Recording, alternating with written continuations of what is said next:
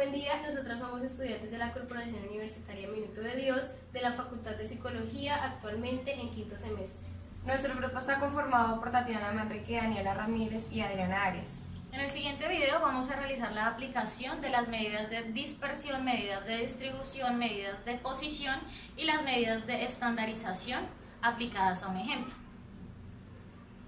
Vamos a tomar como base el concepto de estandarización.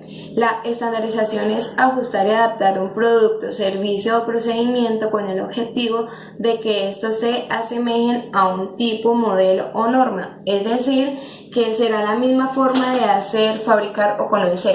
Por ejemplo, tenemos el semáforo, que el semáforo será igual en todos los países, no va a ser diferente, no va a cambiar ni nada de eso, la fórmula va a ser igual para que todos podamos entender. Bueno, el ejemplo que nosotros vamos a plantear es realizar una encuesta en el Colegio Miguel Ángel Martín a los estudiantes del curso 3.1, 3.2 y 3.3 para indagar el peso de cada niño. Para poder seguir con nuestro ejercicio tenemos que hallar el rango, donde el rango es la diferencia entre valor máximo y valor mínimo. Entonces, acá en nuestro ejemplo tenemos que el valor máximo es 82.5 y nuestro valor mínimo es 52.5. Entonces, esto lo tenemos que restar. Hacemos la resta, nos da un valor de 30. Entonces, 30 es el rango de nuestro ejercicio. Para calcular nuestra cantidad de intervalos tenemos que realizar esta operación en nuestra calculadora, que es 1 más 3.3 logaritmo n, donde n es la cantidad de datos que nosotros tenemos en nuestra tabla. Entonces, al realizar esta operación en nuestra calculadora nos va a dar un resultado que es 7.280196 y esto lo redondeamos a 7. Para calcular nuestra amplitud de nuestro ejercicio tenemos que nuestro rango sobre cantidad de intervalos, donde anteriormente habíamos dicho que rango es 30 y cantidad de intervalos es 7. Este procedimiento lo dividimos y nos da un resultado de 4,71428571 y esto nos da un valor próximo de 5. Las primeras medidas de tendencia centrales son moda, donde moda es el valor con mayor frecuencia absoluta, que es el valor que más se repite en nuestra tabla. Entonces quiere decir, nos vamos a nuestra tabla y vemos cuál es el número que más se repite. En este caso es 30, se repite 30 veces. Vemos que es 67.5. Entonces decimos que nuestra moda es 67.5. Frecuencia absoluta acumulada. La frecuencia absoluta acumulada es el número de veces que ha aparecido en la muestra un valor menor o igual que el de la variable. Eso quiere decir, nos vamos a nuestra tablita, cogemos nuestra frecuencia absoluta, cogemos ese numerito, lo corremos a la tabla de la frecuencia absoluta acumulada y lo sumamos con el número que le sigue a la frecuencia absoluta, en este caso es 7. Entonces decimos que 2 más 7 es 9. Hacemos el mismo procedimiento, que es 9 más 17 nos da un resultado de 26. Hacemos esto en las siguientes casillas para poder sacar nuestra frecuencia absoluta acumulada, que es esta casilla. Para poder hallar nuestra frecuencia relativa tenemos que representar la comparación que se puede hacer entre muestras de distintos tamaños. Eso quiere decir que tenemos acá una formulita para poder sacar nuestra frecuencia relativa. Tenemos que sacar nuestra frecuencia absoluta y dividirla con nuestro número de datos. Esto quiere decir que 2 dividido en 80. Aquí está nuestra tabla, que nuestra primera frecuencia absoluta es 2 y nuestro resultado de número de datos es 80. Este resultado nos da 0.025, lo añadimos a nuestra tablita de frecuencias relativas, que sería este. Hacemos así sucesivamente con todos los números. 7 dividido en 80 nos da un resultado de 0.0875. Así podemos sacar nuestra frecuencia relativa. Para hallar nuestra frecuencia relativa acumulada, es la sumatoria de los datos encontrados en la frecuencia relativa. Entonces, aquí en este caso, cogemos nuestra frecuencia relativa, la pasamos a la tabla de la frecuencia relativa acumulada y sumamos esta frecuencia relativa acumulada con la siguiente tabla, que es 0.0875, nos da un resultado de 0.1125.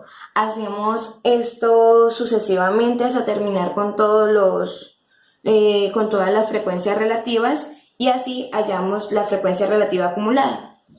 Ahora vamos a hallar la media aritmética. ¿Qué es la media aritmética? Es el número obtenido al dividir la suma de todos los valores de la variable entre el número total de las observaciones. Para hallar la media aritmética debemos tener en cuenta una operación. ¿Cuál es?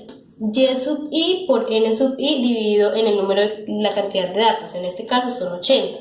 Entonces, para hallar Gini, como popularmente se llama, debemos entrar a la tabla de valores que tenemos, a y sub i, que es la marca de clase, y n sub i, que es la frecuencia absoluta. Entonces, ¿qué debemos hacer con estos dos datos? Debemos multiplicarlos. Entonces cogemos 52,5 por 2 y nos da 105, 57,5 por 7 y este resultado es 402,5. Así sucesivamente lo vamos haciendo hasta que tengamos la sumatoria total de Gini, que en este caso es 5400. Entonces, x igual a Gini, que es 5400 dividido en la cantidad de datos, que son 80, nos da como total la media aritmética de este ejemplo, que es 67,5.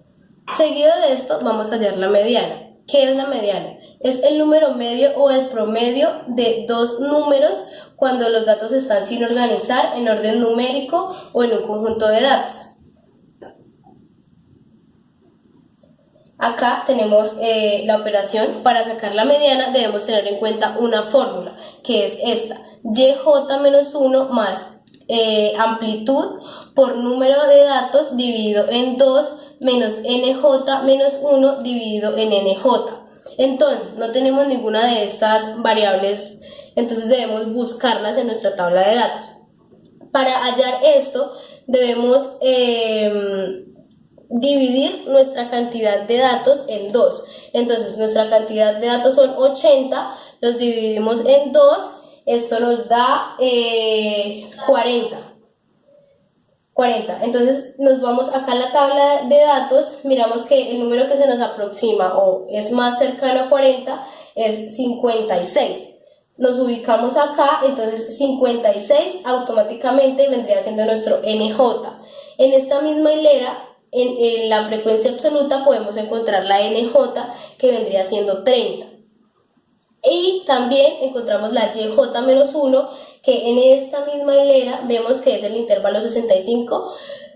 Y adicional a esto, acá mismo en la N sub I mayúscula encontramos la NJ-1. A lo que ya tenemos todos estos valores asignados, pasamos a cambiar los datos de la fórmula. Entonces, YJ-1 vendría siendo esta, que es 65. Entonces, cambiamos los valores y ponemos 65 más la amplitud, que ya la habíamos sacado anteriormente, que es 5, por el número de cantidad de datos, que en este caso son 80, dividido en 2, menos NJ-1, que acá volvemos a la tabla, es 26, dividido en NJ minúscula, que es 30. Cuando ya tenemos esta operación, pasamos a resolverla. Para resolverla debemos tener cierta jerarquía.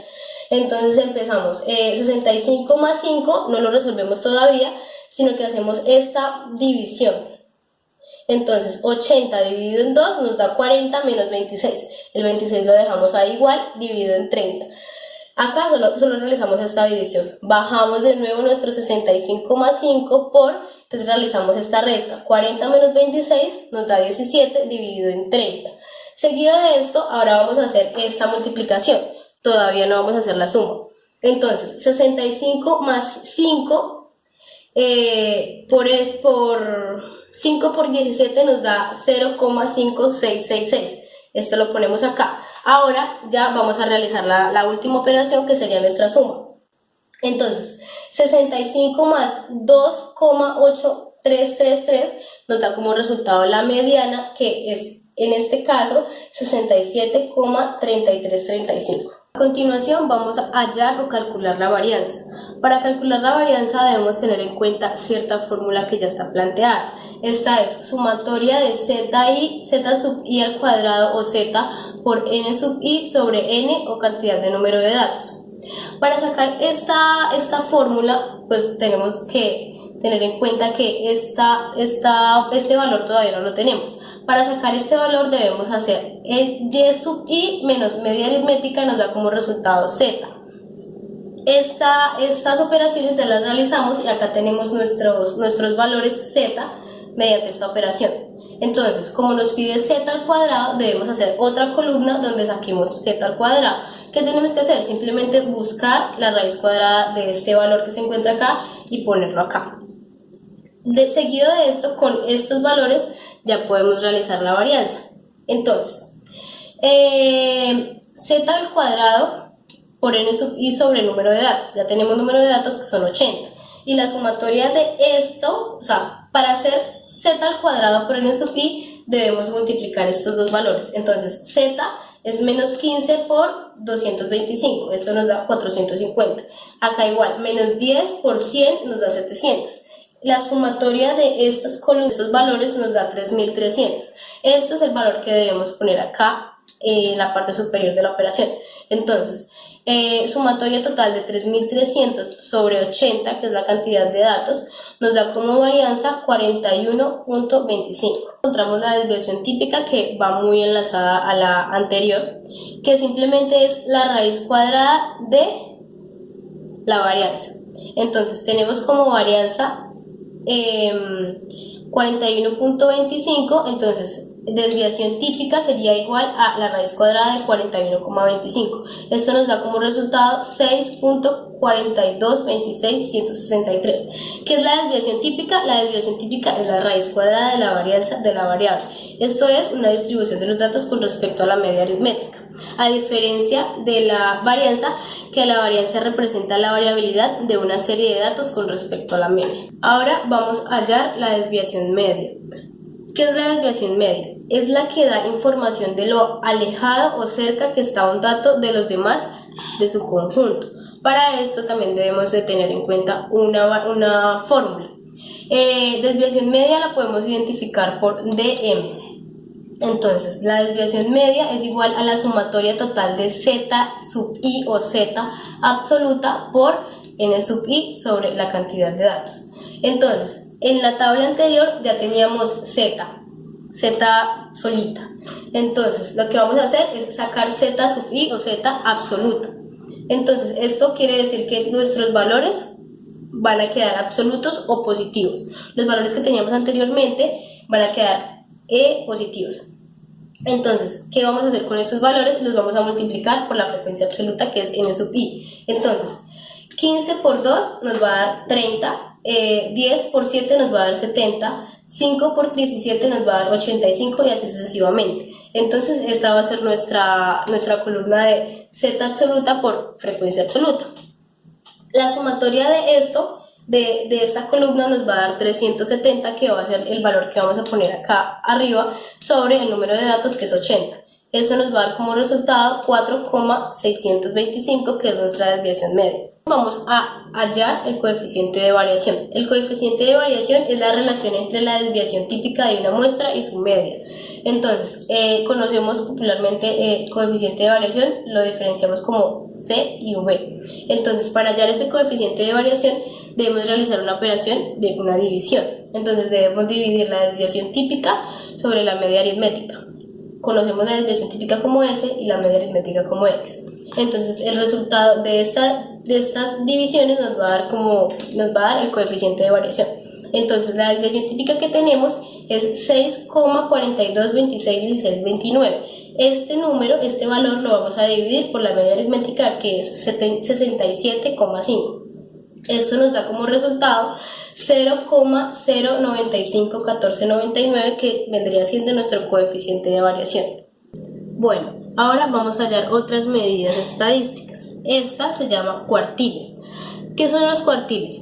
Cuartiles es dividir en 4 grupos iguales la totalidad de los datos que tenemos. Entonces, para hallar los cuartiles debemos tener en cuenta 3 pasos o fórmulas, por decirlo así. Entonces, para hallar el cuartil 1 es igual a 1 por n, la cantidad de datos, que son 80, dividido en 4. Para hallar el cuartil 2 es 2 por la cantidad de datos dividido en 4. Y para hallar el cuartil 3 es 3 por la cantidad de datos dividido en 4. Entonces, para hallar esto, debemos entrar a nuestra tabla de datos. Bueno, entonces esta operación nos dio 20. Entonces, para hallar el cuartil 1 debemos encontrar un 20 o el número que se le aproxime. Entonces encontramos que acá en esta columna encontramos el 26. Es el número que más se le aproxima a 20. Entonces este lo denominaríamos como cuartil 1, que vendría siendo el 25% de nuestros datos o nuestros grupos. Entonces ya hallamos el cuartil 1, que es 25%. Para hallar el cuartil 2 vemos que el resultado es 40. Entonces observamos acá y vemos que el número que más se le aproxima o está más cerca a 40 es el 56. Entonces con esto hallamos el cuartil 2, que nuestro cuartil 2 vendría valiendo el 50%, que es 40, mediante la fórmula que ya realizamos. Bueno, para hallar el cuartil 3, entonces realizamos la misma operación, pero nos da como resultado 60. Vamos de nuevo a nuestra frecuencia absoluta y a nuestra frecuencia absoluta acumulada, y vemos que el número que más se le aproxima es el 70. Entonces nuestro cuartil 3 es 70, que vendría valiendo nuestro 75%. Entonces, nuestro cuartil 1, que vale el 25%, es 26. Nuestro cuartil 2, que vale el 50%, lo aproximamos acá con 56, y el 3 lo aproximamos con 70. Vamos a hallar los deciles. ¿Qué es un decil? Son los valores que dividen la serie de datos en 10 partes iguales. Para esto debemos tener en cuenta esta operación. Entonces, el significado de cada variable es la siguiente. Entonces, LI se refiere al límite inferior de la clase. K es el número del decil. N es el número de datos. F sub i menos L es la frecuencia absoluta acumulada anterior. F sub i es la frecuencia absoluta y A sub i es la amplitud. Entonces estos valores debemos relacionarlos con esta fórmula. Aquí ya tenemos organizada nuestra tabla de datos y nuestros deciles. Para organizar cada uno de nuestros deciles, entonces debemos tener en cuenta lo mismo que en el ejercicio anterior. Entonces en el decil 1, 1 por número de datos dividido en 10 nos da igual a 8. Decil 2, 2 por número de datos dividido en 10 nos da igual a 16. Así respectivamente en cada uno de los deciles, lo único que cambia es el número del decil, y porque va a ser siempre la misma cantidad de datos y dividido por el mismo número, que es 10. Nos va a dar un resultado diferente. Y así los vamos a organizar en nuestra tabla de deciles. Entonces decil 1, 8, decil 2, 16, decil 3, 24 y así respectivamente. Nuestra siguiente calificación estándar es la calificación ZN. ¿Qué hacemos con estos valores? Ubicar nuestra conversión de percentiles, que ya lo hemos hecho anteriormente, para ubicarla en el área bajo la curva. Cogemos nuestros valores de percentiles y los cambiamos. Para este caso nuestro primer percentil es 98.75, lo cambiamos a .9875 para ubicarlo en nuestra tabla de áreas bajo la curva normal, que se encuentra en el apéndice B, que lo vamos a mostrar a continuación. Lo que buscamos es eliminar decimales y negativos de ZN. Esta calificación T se encuentra en un rango entre los 20 y los 80. ¿Qué hacemos para hallar nuestra calificación T? Tenemos que aplicar esta fórmula en la que tomamos nuestros datos de ZN, los multiplicamos por 10 y le sumamos 50. Nuestros datos de ZN están ubicados en esta tabla. El primer dato es 2.24. Aplicando nuestra fórmula, tomamos el 2.24 de ZN, lo multiplicamos por 10, le sumamos 50 y nos da el primer valor de nuestra calificación T, que es 72. La siguiente calificación es la calificación NSE. Tiene una fórmula en la cual usamos los valores de ZN de nuevo y los multiplicamos por 21, adicional a esto le sumamos 50. Entonces nuestra primera calificación de NCE sería ZN, tomamos ZN multiplicado por 21, le sumamos 50 y el valor nos va a dar 97.04 para nuestro primer valor de ZN. El siguiente valor lo multiplicamos nuevamente por 21, el valor sería 1.49, le adicionamos el 10, le sumamos 50 y el resultado sería 81.28.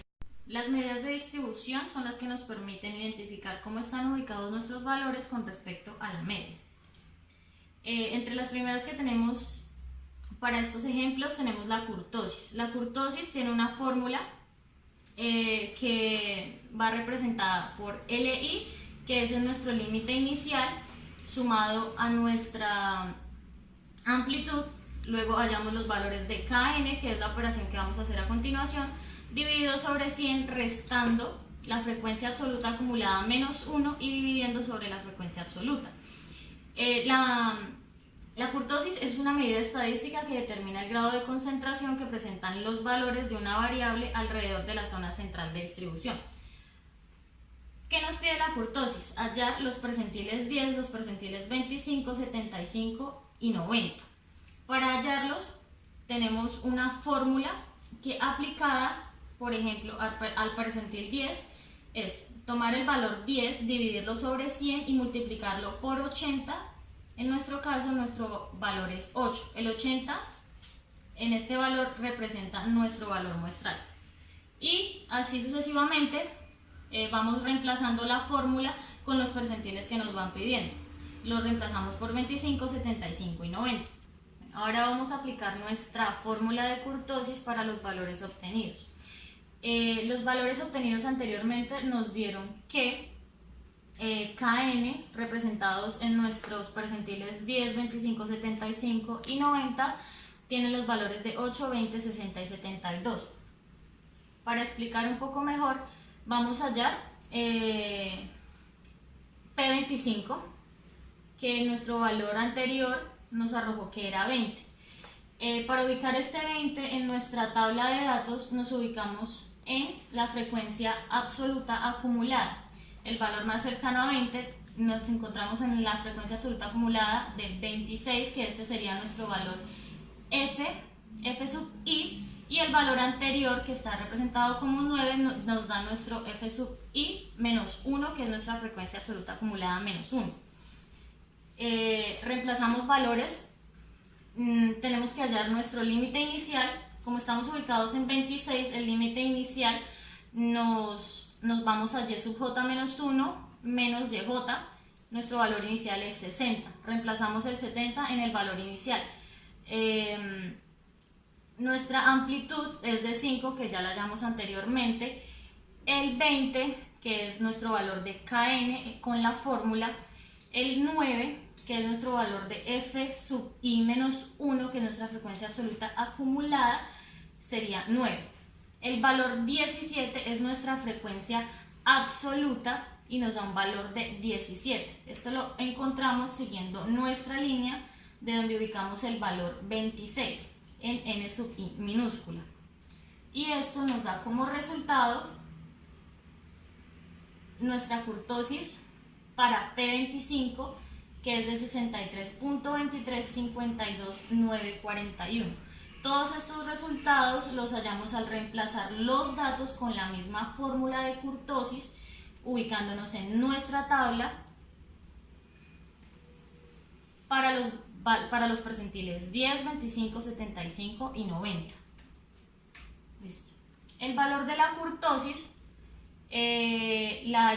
lo hallamos con nuestros resultados anteriores, que nos dieron de los percentiles 75 menos el percentil 25 sobre el percentil 90 menos el percentil 10 menos el 0.5. Esto es una fórmula estándar. Reemplazamos nuestro valor de P75 nos dio 71, el valor de P25 63, el valor de P90 76 y el valor de P10 nos da 59. Restamos el 0.5 de nuestra fórmula y esto nos da un resultado de kurtosis menos 0.029. Aplicándola a la teoría, esto nos quiere decir que nosotros tenemos una kurtosis platicúrtica que indica muy poca concentración de los datos con respecto a la media.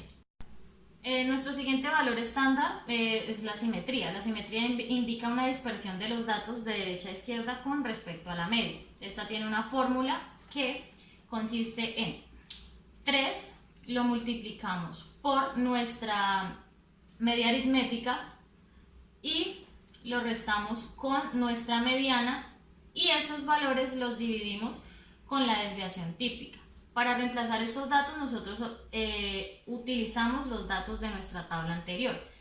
Entonces, 3 por 67.5, que es nuestra media aritmética, menos nuestra mediana, que es 67.3335, sobre nuestra desviación típica, que es 6.42616.289. Esto nos da un valor de 0.7777.204. ¿Qué hacemos con estos resultados? Aplicamos una teoría y nos da que nuestro estudio estadístico tiene una simetría positiva, puesto que sus valores se alargan y son mayores con respecto a la media.